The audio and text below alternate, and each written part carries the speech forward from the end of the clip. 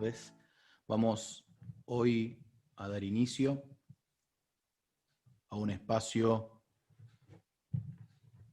que se genera a partir de un acuerdo entre dos instituciones. Mi nombre es Santiago Torres. En este caso estoy oficiando como presidente de la Fundación de Psicología Analítica Junguiana. Y este es un acuerdo entre la Fundación de Psicología Analítica Junguiana y la CIPAJ. Hoy vamos a compartir proyectos de investigación, en este caso de licenciatura, pero vamos a tener proyectos de investigación de orden junguiano, de magíster, de especialidad e inclusive de doctorado. El fin de este encuentro es el poder compartir investigaciones actuales en el ámbito de la psicología analítica, en los diferentes niveles en la actualidad. Nosotros tenemos un acuerdo con la Universidad Nacional de Córdoba, por lo cual muchas de las investigaciones que van a encontrar, que se van a ir exponiendo a lo largo del cronograma de actividades previsto, pertenecen a ese acuerdo, donde para la tesis de licenciatura se hizo un acuerdo con la Fundación para tener este marco teórico junguiano como base. Lo que sí también van a encontrar son múltiples metodologías y abordajes en investigación. No van a encontrar una sola orientación. Asimismo, la CIPAJ tiene un proceso de formación que ahora nos va a comentar un poco más su presidente, Miquel García, que está aquí en esta sala para presentar el proyecto desde la orientación de la Fundación CIPAJ. Miquel.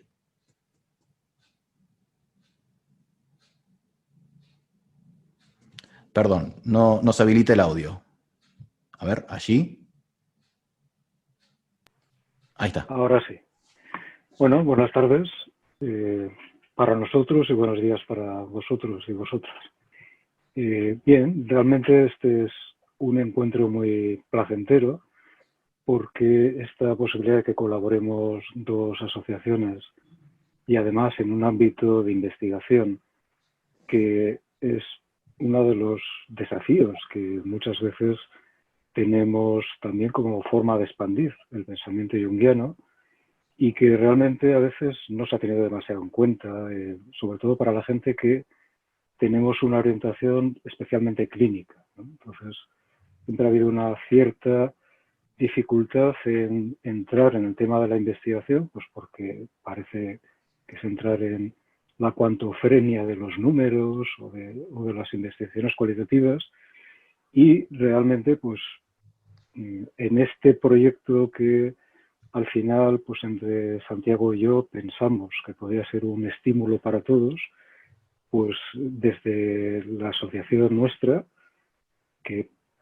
es la Asociación Internacional para el Desarrollo del Psicoanálisis Junguiano, porque el CIPAJ es una contracción, pero no se acaba de entender el sentido, ¿no? Pues realmente es muy importante porque en Europa ya ha pasado la ola de que la universidad de alguna manera pues esté más vinculada al psicoanálisis, al mundo junguiano,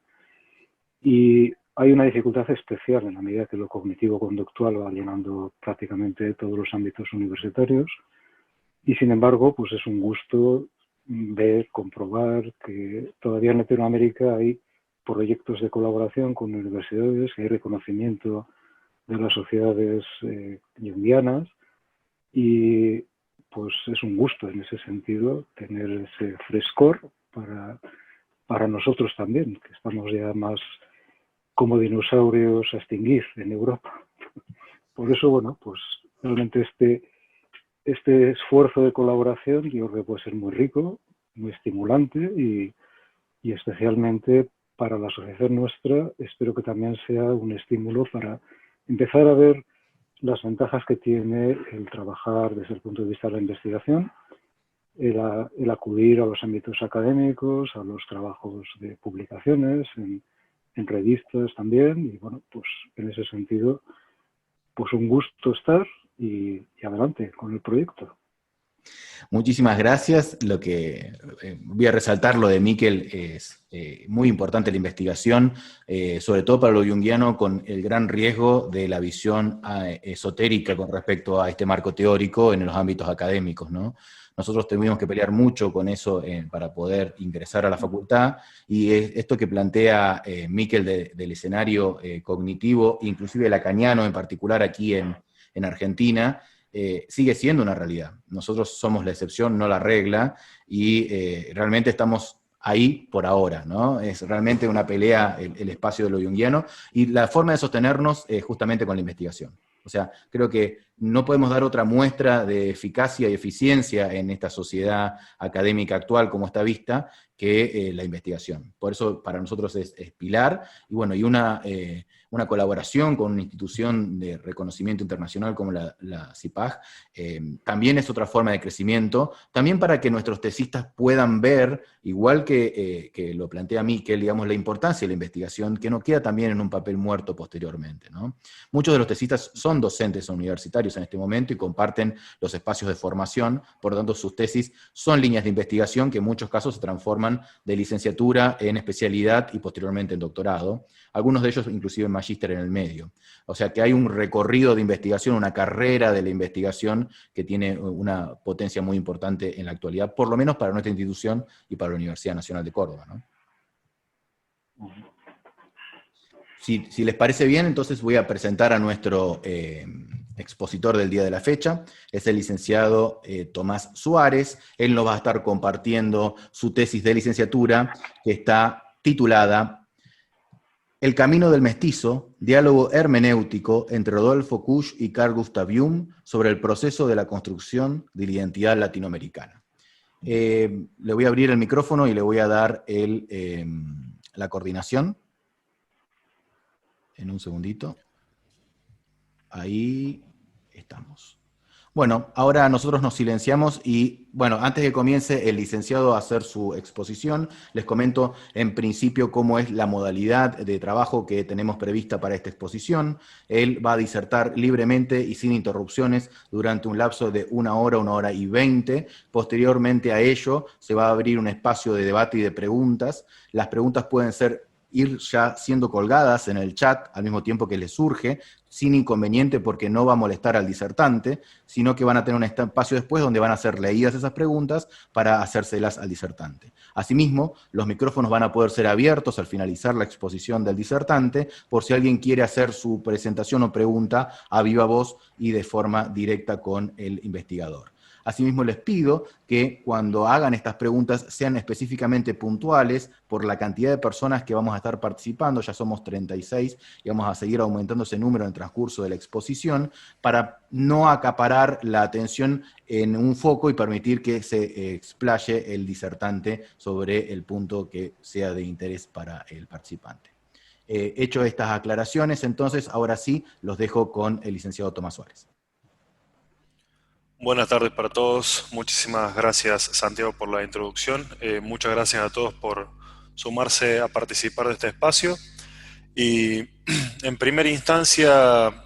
bueno, quiero rescatar el valor de la investigación, como estuvieron mencionando Miquel y vos, Santiago. De hecho, es parte de la orientación que a mí me gustaría darle a la carrera profesional, porque me parece que es mucho el valor que se les da a el devenir y la vida en la universidad fuera de los estándares o los estereotipos profesionales que atraviesan cada uno de los espacios de formación. En ese sentido, bueno, mi tesis de grado, mi tesis de grado que fue expuesta el año pasado, que, como bien dijo Santiago, es un tratamiento sobre las relaciones entre los cuerpos teóricos de Rodolfo Kusch y de Carl Gustav Jung sobre la identidad latinoamericana. Les voy a pedir, por favor, si pueden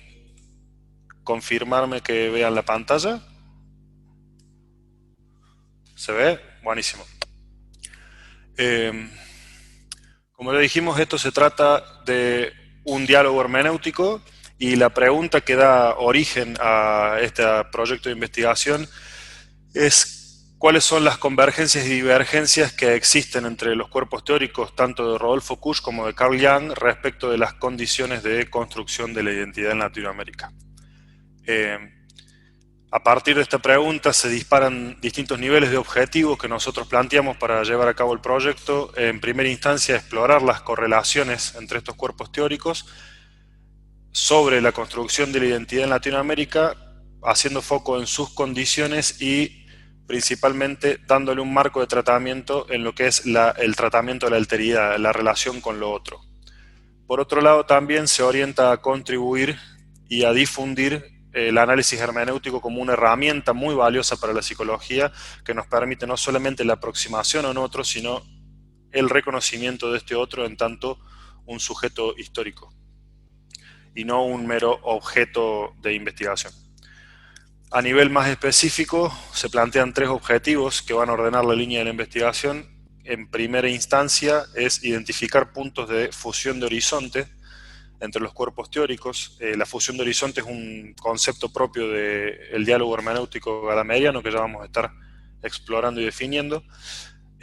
Abordar este proceso de construcción de la identidad en Latinoamérica también desde la conceptualización de las relaciones entre lo consciente y la conciencia que se hace en la teoría junguiana. Y finalmente determinar o identificar alguna serie de condiciones bajo las cuales se construye la identidad en Latinoamérica, tomando como consideración 3 ejes fundamentales que definimos nosotros, que son la pertenencia, en la expresión del sentimiento de pertenencia, la participación y la trascendencia. La fundamentación que respalda esta investigación toma como punto de partida el paradigma emergente de la psicología social en Latinoamérica, que orienta los desarrollos y los estudios hacia la visibilización y el análisis de los factores psicosociales que permiten a los individuos desarrollarse, fomentar y mantener control y poder sobre su ambiente individual y comunitario. En este sentido, una de las líneas principales a las que adherimos es la que anuncia Maritza Montero, en este ámbito, quien invita a entender que no se puede hacer psicología a partir de la consideración de una persona promedio, siguiendo estereotipos de las condiciones socioeconómicas o culturales, porque de esta manera la práctica es funcional a las estructuras de poder y sus intereses,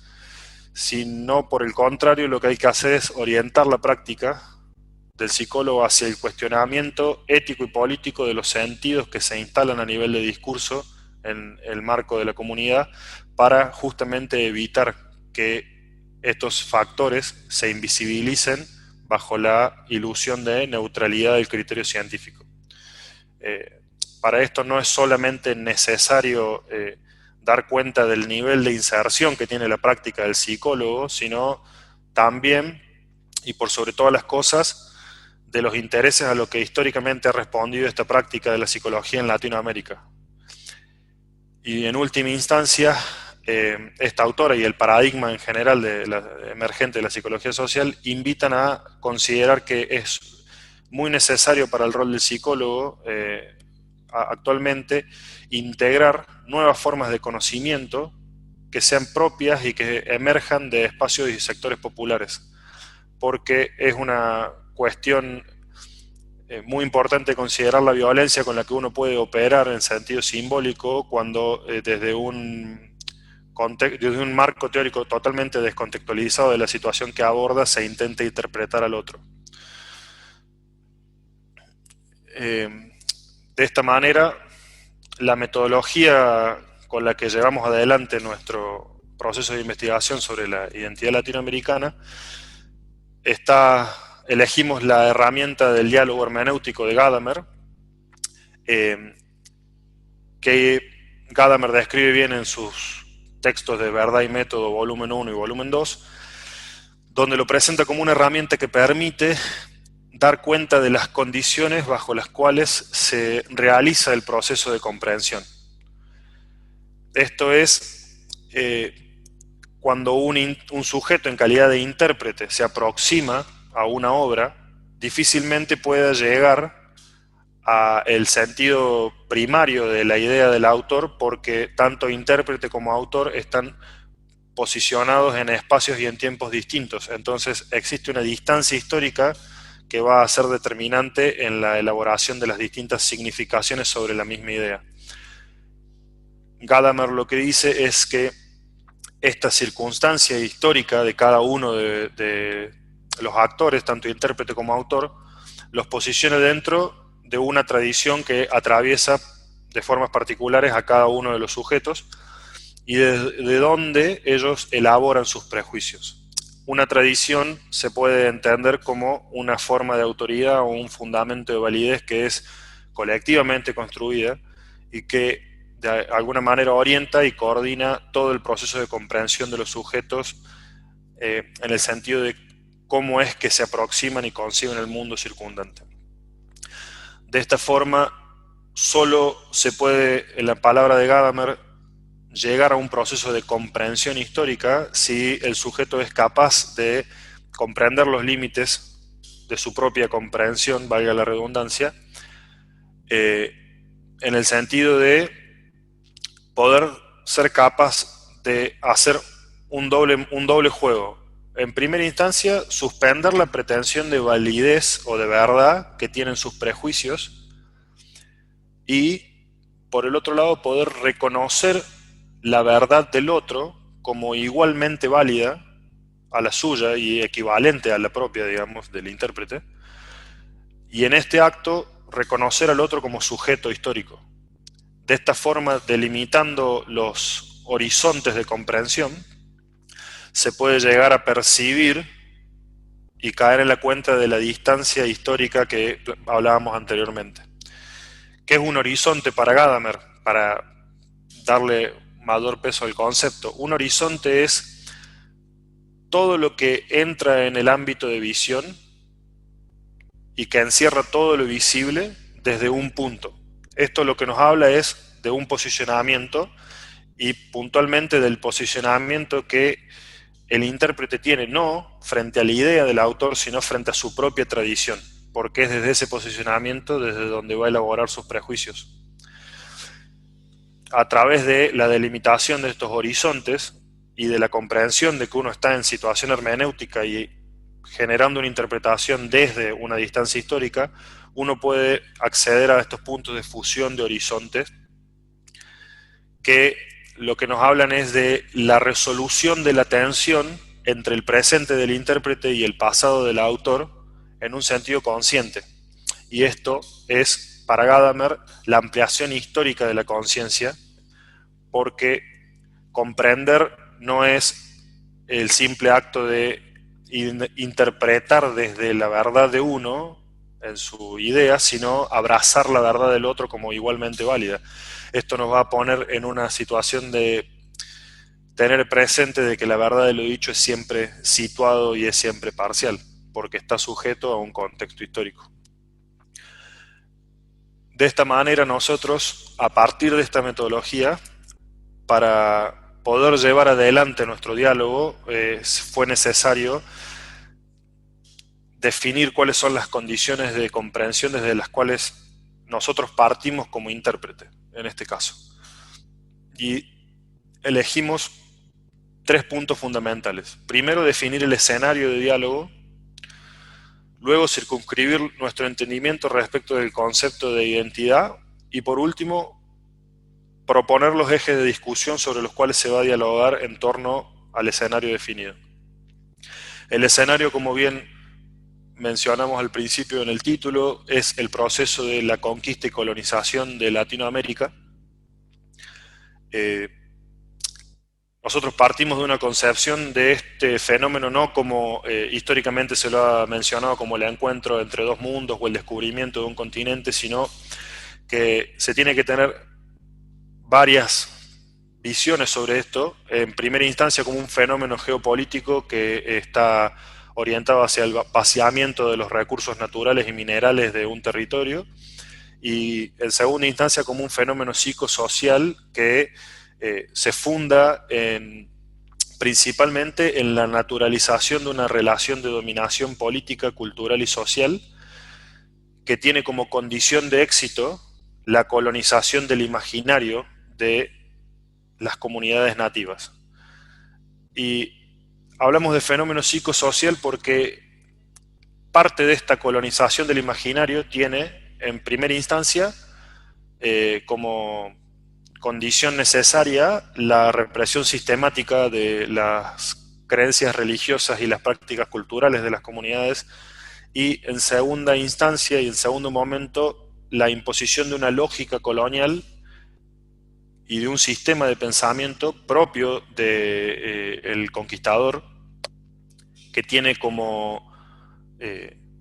resultado la emergencia de un sistema cultural que está fundada en el desarraigo nativo. El desarraigo nativo nosotros lo presentamos y lo exploramos a lo largo de la investigación como la irrupción del vínculo de las comunidades con su suelo, porque a lo largo del proyecto y de la obra de Kusch, el autor desarrolla la idea del suelo no como un lugar donde se vive, sino un lugar donde se está, donde se habita en un sentido anímico. Entonces es muy importante para la construcción de la identidad tener en consideración eso.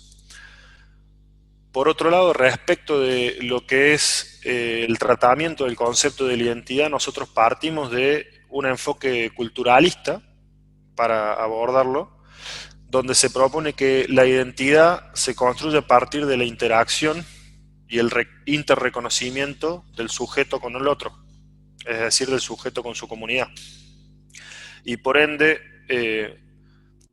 la identidad se vuelve una realidad activa porque está en constante resignificación y en constante transformación, porque está inscripta en una relación dialéctica y discursiva. De esta manera,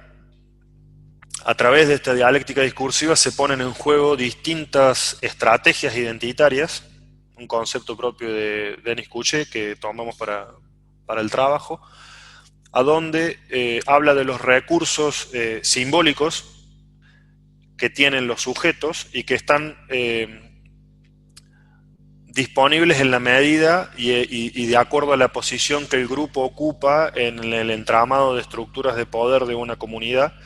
y que también son el reflejo de las luchas sociales que atraviesan la historia del grupo donde estos sujetos se insertan. Esta particularidad hace que la construcción de la identidad a nosotros nos permita entenderla como un vínculo con la historia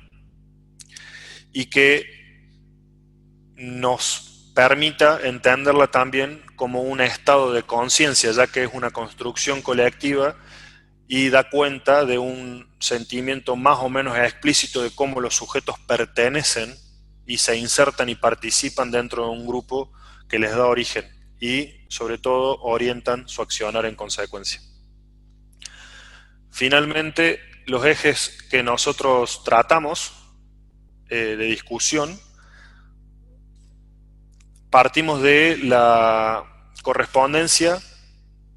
que existe entre la dinámica psíquica en la concepción junguiana y la dinámica social, esto es decir, cómo la relación entre lo inconsciente y la conciencia puede verse replicada en la forma en que el sujeto y la comunidad se relacionan y viceversa, cómo una se replica en la otra.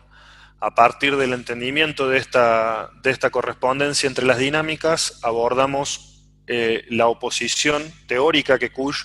trabaja y propone entre los conceptos de paisaje y de ciudad, entendiéndolas como dos formas de vivir el suelo que uno habita y de concebir el mundo. Esta oposición entre paisaje y ciudad va a ir cobrando distintos niveles de análisis, ya sea nativo o conquistador. Por ejemplo, otra oposición sería autóctono y colono, o demonismo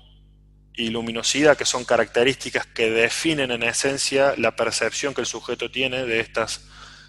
instancias, que ya vamos a verlo más adelante, nosotros lo enmarcamos dentro de la tensión y de la relación entre máscara y sombra en sentido junguiano. Finalmente, todos estos niveles de análisis, como dijimos, se van a trabajar desde los ejes de la pertenencia como las vías de expresión del sentimiento de pertenencia, que tiene que ver con la construcción de lo que son las cosmovisiones y las mitologías propias de la comunidad, la participación, que es la forma de puesta en acción de este sentimiento de pertenencia y cómo se resuelve la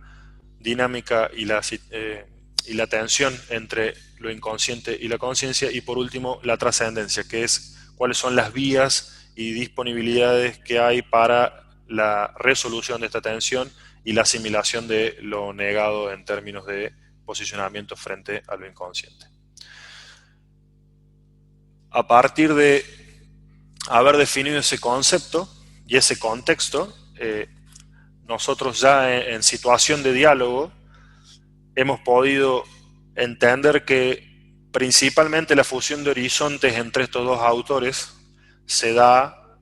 en los siguientes puntos,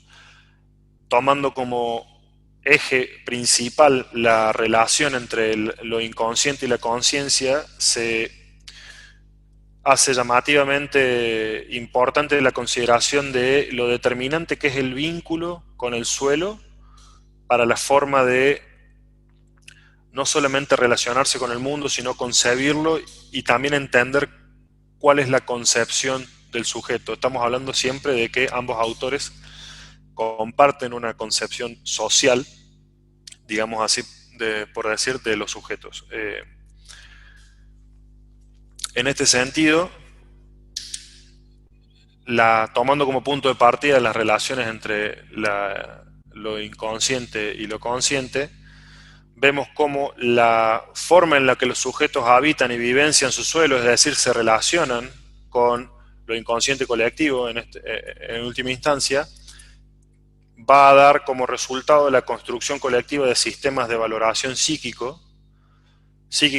que son la base de sus cosmovisiones y mitologías, donde están simbolizadas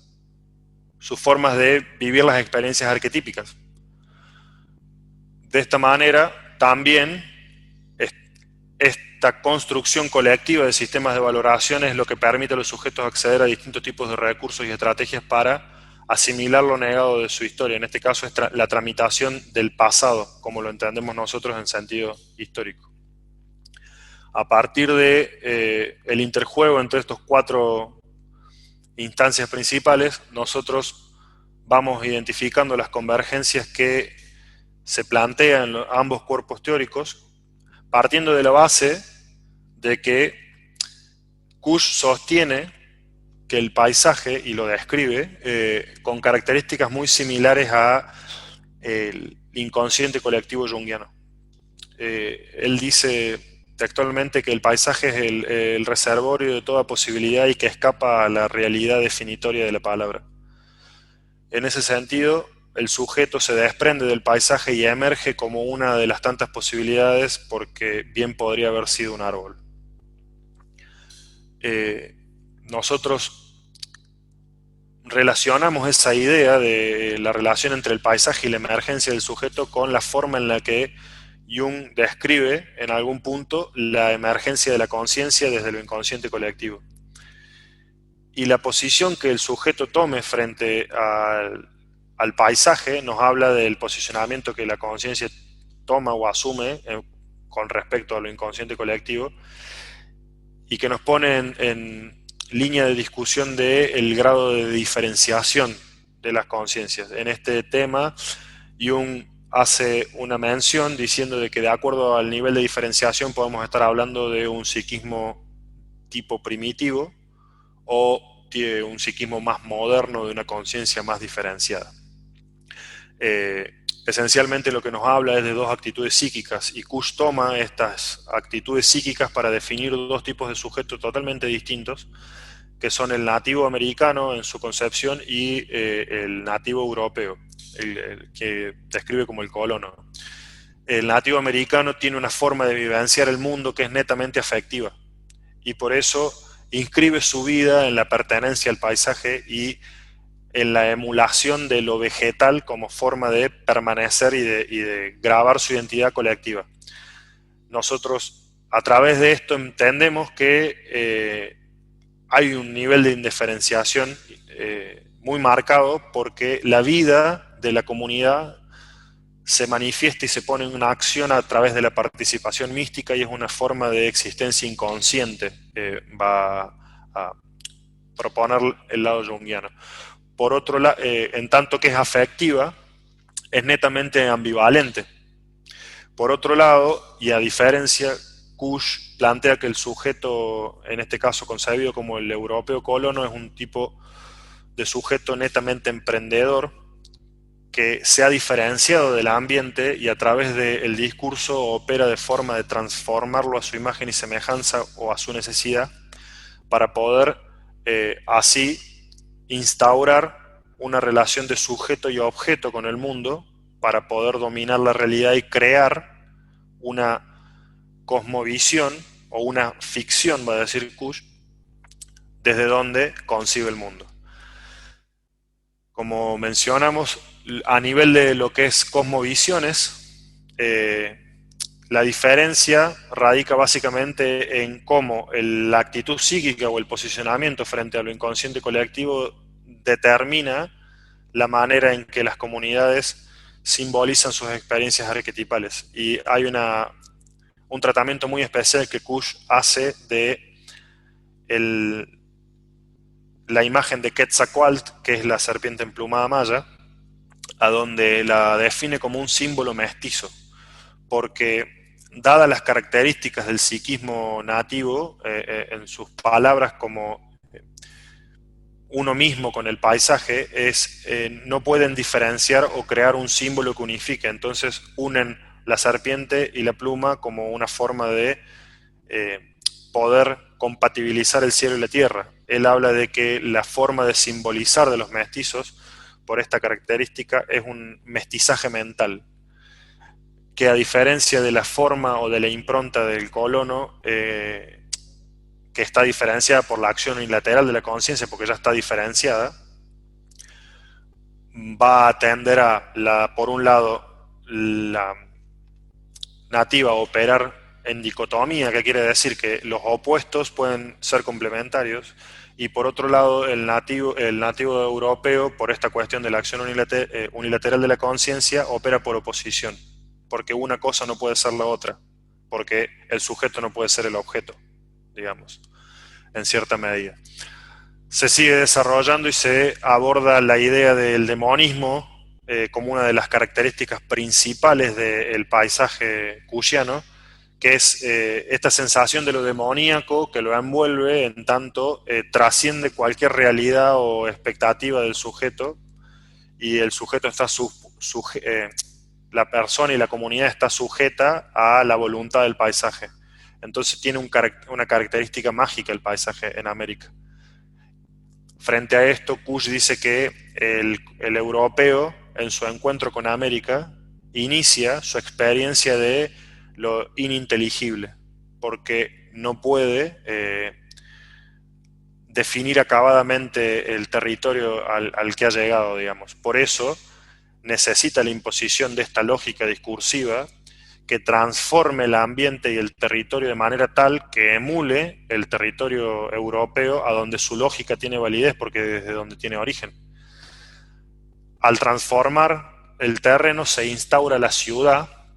por así decirlo, y la ciudad se envuelve en un marco discursivo de relaciones que denomina ficción, porque sanciona a partir del momento de su establecimiento que todo lo que está dentro de la frontera es civilizado, o es civilización, mejor dicho, y todo lo que está por fuera es lo autóctono, lo bárbaro, aquello que es por naturaleza inferior. En este sentido, la tensión entre el demonismo del paisaje y la ficción de la ciudad se pone en interjuego en todos los niveles que nosotros mencionamos anteriormente de la oposición entre paisaje y ciudad, y tiene que ver con el interjuego de la máscara y sombra, porque es desde donde, a partir de la instauración de la ficción, donde se van a empezar a validar las identidades en América, ya no desde la relación propia del americano con su suelo, sino desde la imposición de la lógica del nuevo escenario de relaciones de dominación. Kush, en este sentido, va a hablar de varios tipos de sujetos que intervienen a partir del momento ya, no de la conquista, sino de la colonización propiamente dicha, y va a hacer foco en el mestizo que ya vive en la ciudad, al que bajo su idea le faltan herramientas para terminar de simbolizar esa herencia autóctona que trae consigo para poder lograr una integridad. Esto es, de alguna manera, le faltan vías para asimilar lo negado de forma de generar la ampliación de la conciencia, incorporando aquello que está en el inconsciente colectivo propio de lo nativo americano. A continuación,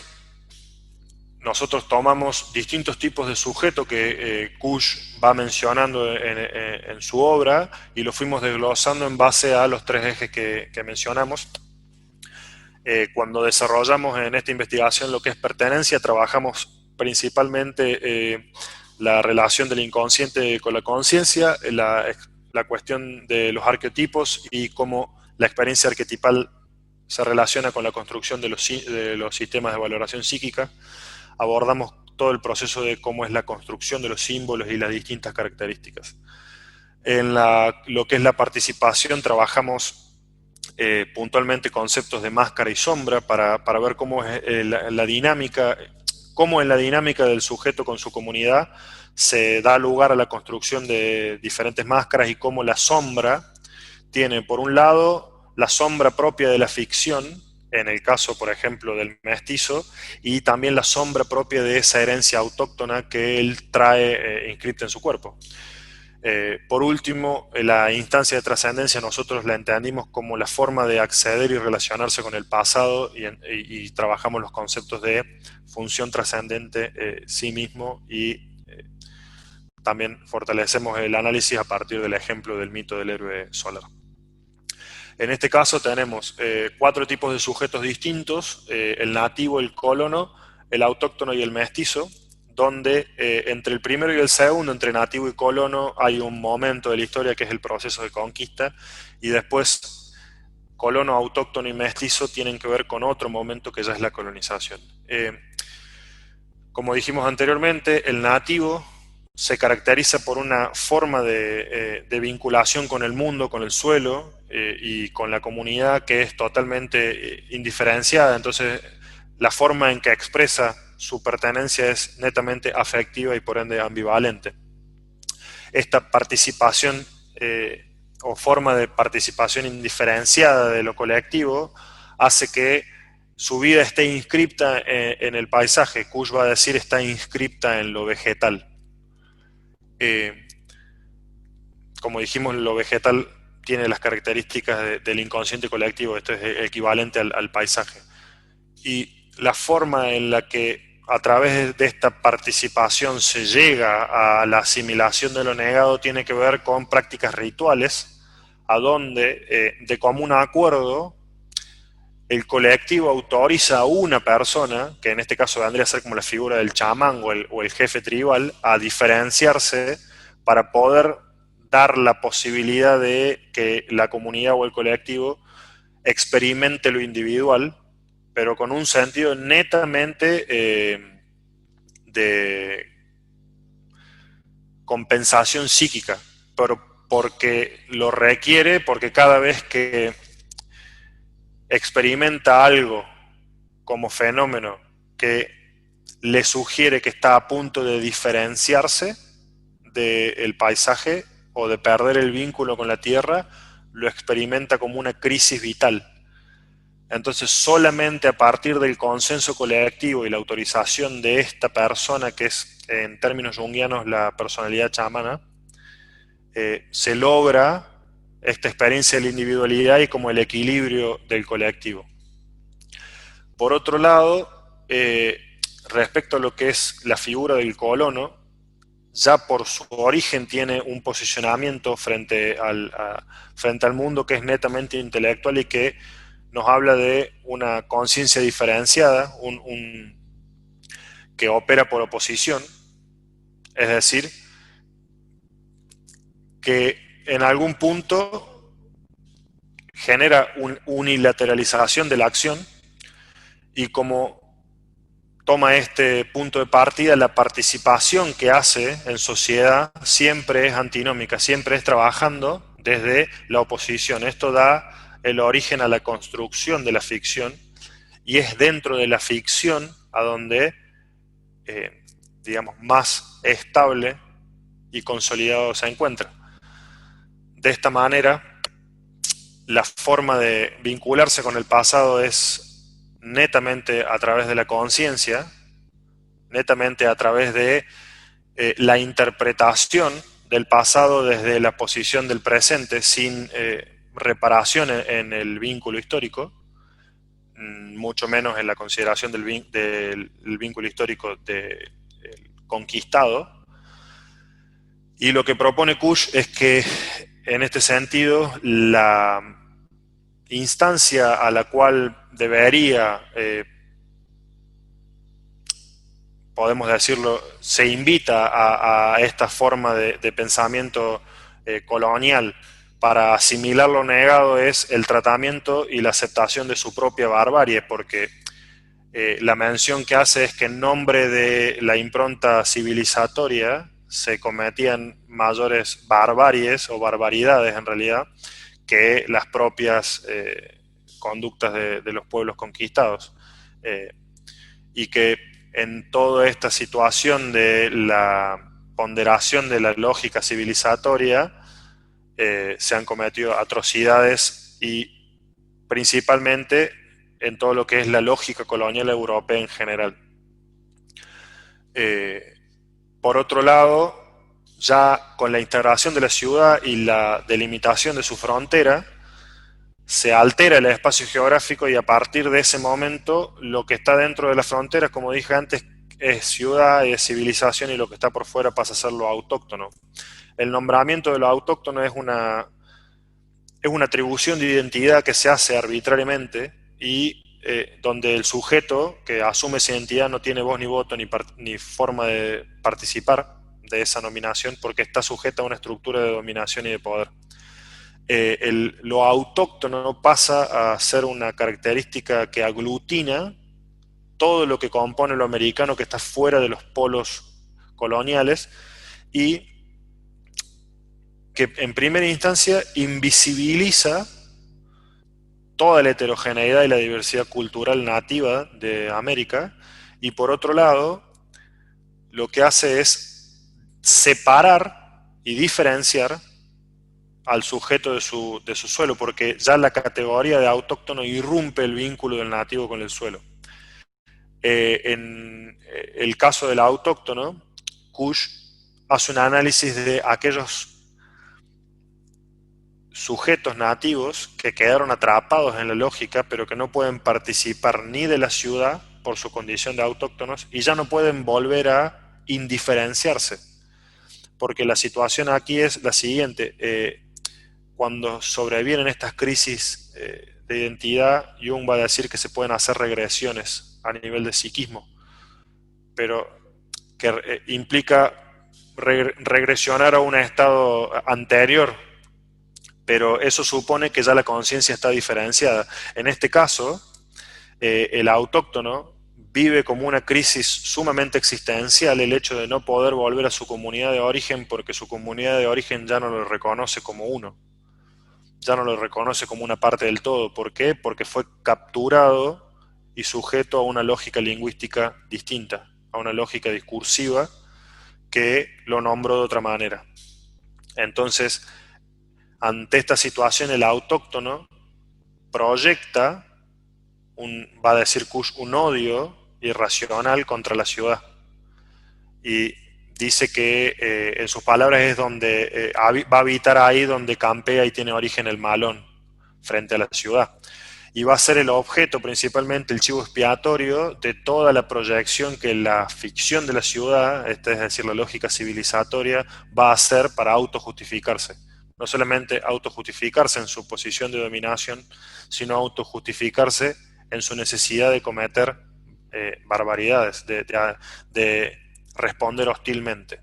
Eso es una situación que nosotros en lo que es el proceso de independencia de América conocemos y se ha hablado bastante. Particularmente en este caso, la forma de pertenencia del sujeto autóctono va a ser netamente intelectual, porque ya depende de una lógica discursiva que lo atrapa. Por ende va a comenzar a operar por oposición, porque no pertenece a la ciudad, pero tampoco pertenece a su comunidad de origen, queda atrapado sin posibilidad de tomar acción.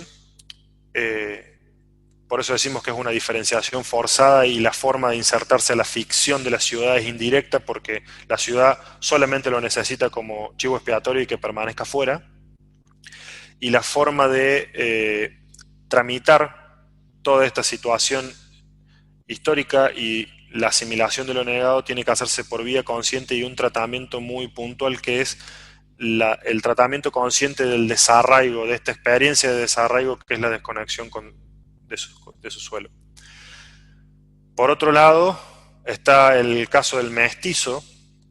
donde en el mestizo hace una diferencia Kush y plantea dos tipos de mestizo: el mestizo ciudadano y el mestizo caudillo. Primero voy a hablar del mestizo caudillo. El mestizo caudillo es aquella persona que reniega de la ficción de la ciudad, pero que entiende el juego discursivo y la estructura de poder, y aprovecha esa estructura de poder para también volver a la comunidad nativa y operar desde ahí y tener una posición de jerarquía. Y es una persona que, en palabras de Kush, al poder moverse indistintamente entre la autoctonía y la civilización, digamos, representa un actor muy peligroso para el sustento de la ficción. Es por eso que la ficción, en su afán de consolidarse, busca capturar a estos caudillos que le permiten el nexo de dominación con lo autóctono, a través de posicionarlos en situaciones o escalafones de poder y comprarlos, básicamente. Hay quienes acceden y hay quienes no acceden, y ahí donde se genera la puja política frente a la figura del caudillo, como una suerte de feudalismo colonial. Por otro lado, se encuentra la situación del mestizo ciudadano, que ya es algo que quizá por lo menos en mi entendimiento, nos puede atravesar a gran mayoría del pueblo en Latinoamérica, que es ese mestizo que tiene en su origen una impronta de herencia autóctona, que muchas veces es un reflejo físico de esa herencia, porque se ve a través de los rasgos físicos, y que lucha incansablemente por ser reconocido por la ley, que es decir, que es el instrumento principal de la ficción, como ciudadano en plenitud. Lo que va a decir Kush en este sentido es, bueno, la forma de participación, de pertenencia, es intelectual, porque operan bajo la misma lógica discursiva, y de hecho trata de emular a la perfección el sentido de la lógica europea y colonial, incluso hasta, dirá Kush, con mayor dedicación que el europeo nativo, y opera en esta dicotomía porque crece en un marco discursivo y en una lógica de civilización que necesita constantemente estar negando lo autóctono, porque ese es el punto principal de la ficción. La ficción de la ciudad, según Kush, necesita constantemente buscar formas de negar lo autóctono, porque negar lo autóctono es su forma de mantener la relación de dominación. Si no, sería dar cuenta de que su lógica es igual de válida que lo del autóctono, por ende pierde poder. En este sentido, el mestizo genera tanta carga psíquica para accionar y poder ser reconocido como ciudadano, que genera fenómenos de compensación psíquica que son propios de la ficción, porque la ficción le va a estar constantemente marcando que, por más esfuerzo que ponga en ser ciudadano, por sus rasgos físicos nunca va a poder dejar de ser indio en la ciudad. Y eso lo lleva como un estigma. En este sentido, la forma de trascendencia, digamos, que nosotros entendemos es que tiene que ser una elaboración consciente de todo lo que es la herencia autóctona que lleva consigo el mestizo ciudadano, que llevamos nosotros como hijos del colonialismo en Argentina, y poder desde ahí trabajar la elaboración de símbolos que nos permitan integrar ambas herencias y de esta manera alcanzar la integridad que reclama Kush, en sentido de construir una nueva identidad que nos permita resignificar la forma en la que hoy habitamos el suelo. En el caso de Argentina particularmente, de este lado del mundo, por ahí se concibe, incluso hasta dentro de Latinoamérica, que el argentino es quizá el que más europeo quiere ser de Sudamérica. Entonces creo que es uno de los lugares a donde podríamos empezar. En mi opinión personal, incluso es paradójico porque es desde el lugar a donde se dieron comienzo a muchos procesos independentistas de esta lógica, y uno entrando en análisis fino quizá no da lugar en este momento, pero podría darse cuenta de que lo que se hizo no fue un proceso de independencia de la lógica o de la dominación, sino decir, nosotros podemos ser incluso como ustedes y ser nuestros propios colonos. Bueno, eso es algo que desglosa Kush a lo largo de su obra en Seducción de la Barbarie, cuando hace hacia el final del texto un análisis del mito sarmientino de civilización y barbarie, que es básicamente un mito sobre donde funda parte de la idea que hoy tenemos como nación. Finalmente, algunas conclusiones que arroja el trabajo de investigación que hemos realizado es que el vínculo con el suelo es fundamental y determinante en la vida anímica de los sujetos, que no es simplemente una forma de de vivir en el suelo, sino de habitar en el sentido de ser y estar en él, que bueno, la identidad se valida siempre en esta relación discursiva del sujeto y de la sociedad, y tiene como escenario de validación los sistemas de valoración psíquica, donde se sustentan las distintas mitologías o cosmovisiones. Por otro lado, que la negación de la alteridad, la negación de la condición del otro, o en este caso, por ejemplo, de la herencia autóctona, negar nuestra herencia autóctona va a generar fenómenos de compensación psíquica por la misma actuación de lo inconsciente, que tiene que ver con la emergencia de esto para dar cuenta de su poder energético y de la necesidad de darle un abordaje consciente. Por otro lado, este énfasis en la acción unilateral de la conciencia, en estar inserto en una ficción y hacer todo lo posible por sostener esa ficción, lo que nos habla es de una incapacidad de tolerancia del otro, porque la ficción, si hay algo que no puede, es tolerar la existencia de una ficción que sea equivalente, porque pierde el sentido ficcional. Por otro lado, y asimismo la asimilación de lo inconsciente del tratamiento de esto negado, y que nos habla de un posicionamiento que los sujetos y la comunidad asumen y tienen que asumir respecto de lo inconsciente colectivo, es fundamental para el proceso de resignificación de la historia vital y de la historia de la comunidad, para poder entender y conseguir simbolizar de otra manera sus experiencias y complementar de alguna manera la tensión de los opuestos. En base a eso también la resolución de la tensión entre lo inconsciente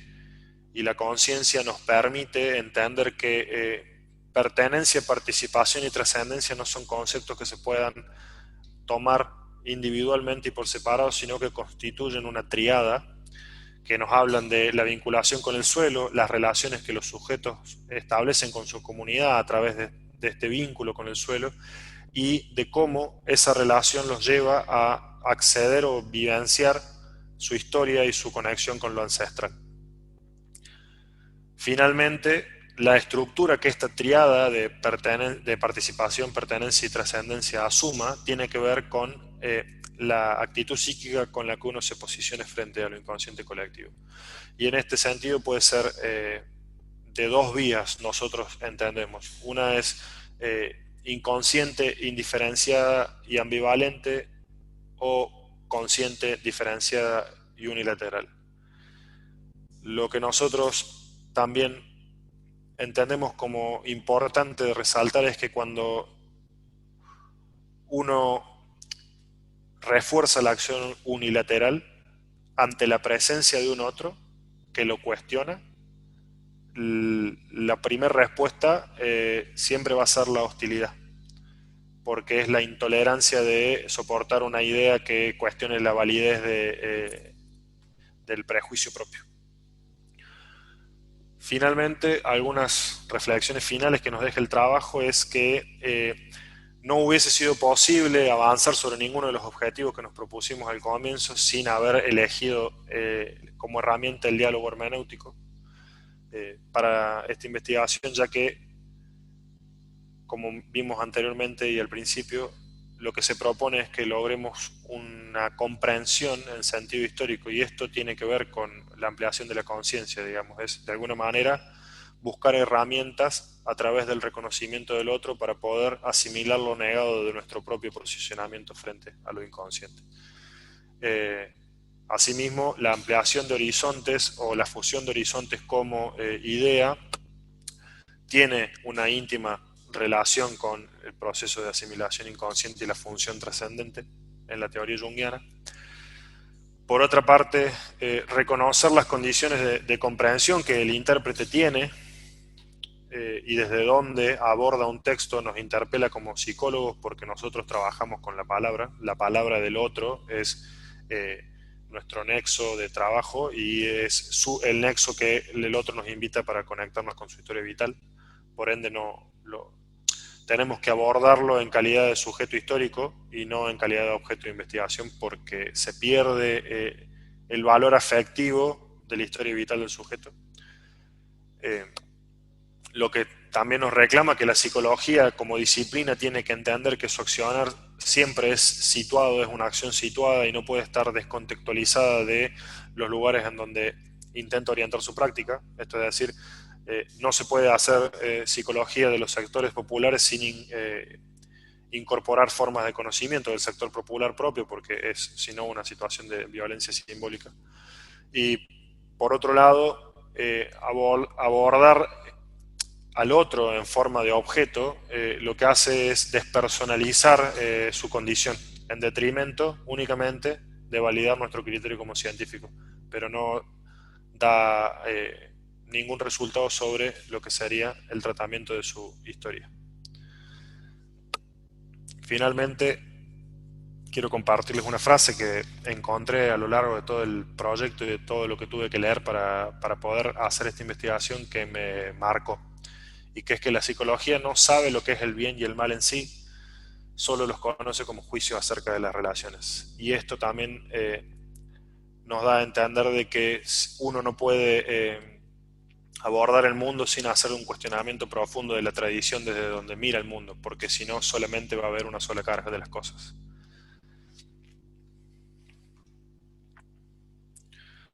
Ahora sí, Santi, te voy a devolver, si querés, el mando.